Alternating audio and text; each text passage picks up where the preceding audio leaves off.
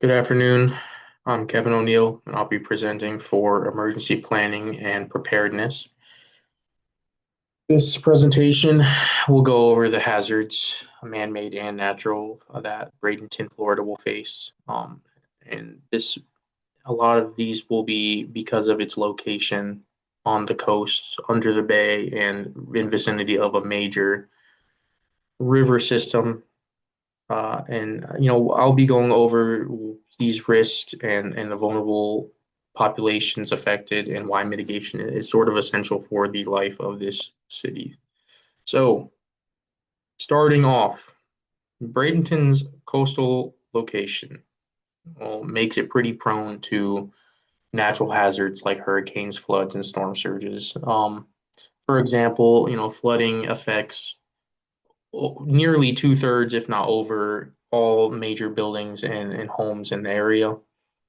A great example of that, if you look in the top left, that red area is evacuation zone A, which is almost a mandatory evacuation zone for any kind of major rain systems or hurricanes and tropical depressions. And this is because of the probability of flooding. You can see the entire city is basically outlined by these probable flood zones that it doesn't take much for them to overflow.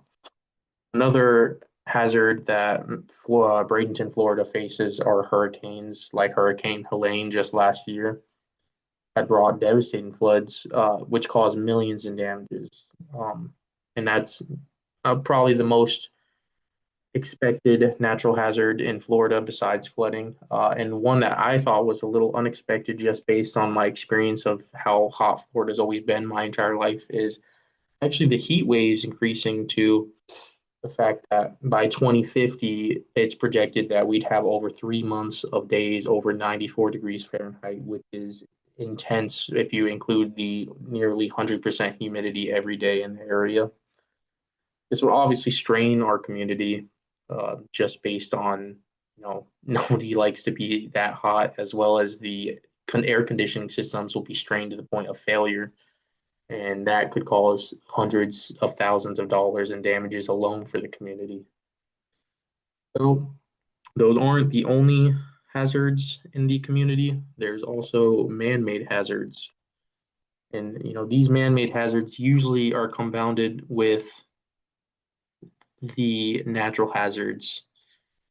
For example, in 2025, just last year, uh, a huge sewage spill had contaminated the Manatee River, where 450,000 gallons of sewage with fecal bacteria had leaked into the river, which is a huge source of drinking water, and it seeps into the coastline, which is a huge source of revenue for the county just based on tourism.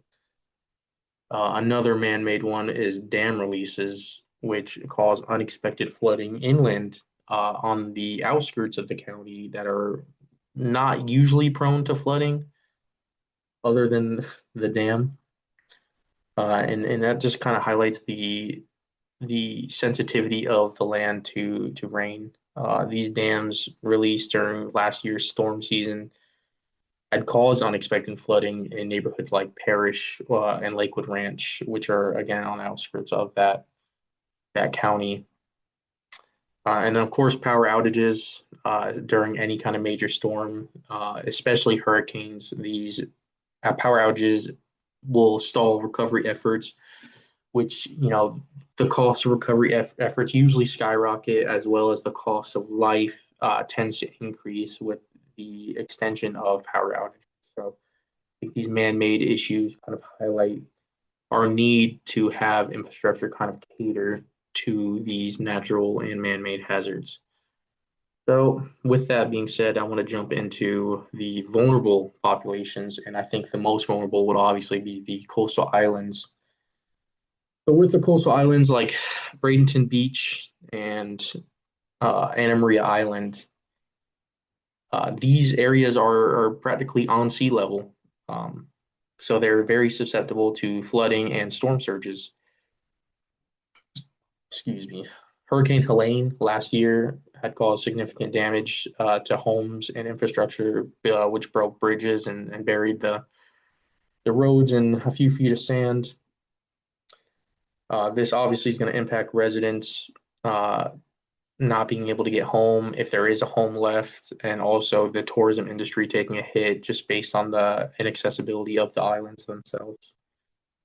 So to prepare, I think the community just needs to keep elevating these structures, which prevent them from flood damage, as well as improving these early warning systems, which and restoring beaches to reduce flood risk, which is already kind of being supported by these mitigation programs. And with the help of MacDill Air Force Base up in Tampa Bay, the early detection systems have increased and improved drastically since I've kind of been away with the Army.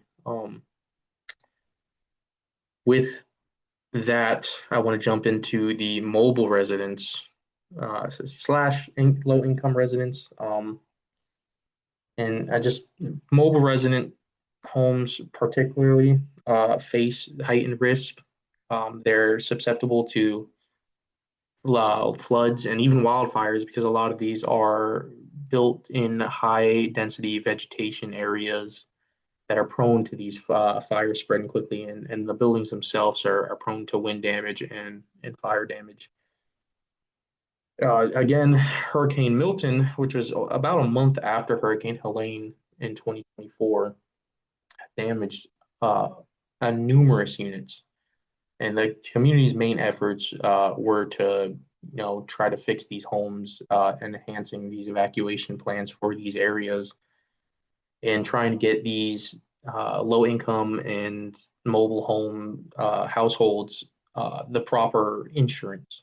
Um, that way the recovery could be less straining on the household.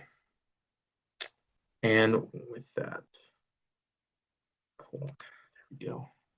So why mitigation and adaptation matters? I think hazard mitigation and the climate adaptation are almost essential for Bradenton's future. Mitigation strategies like elevating homes and strengthening the dam, these will reduce the flooding impacts and hurricane impacts and storm surges, which would save millions in damages.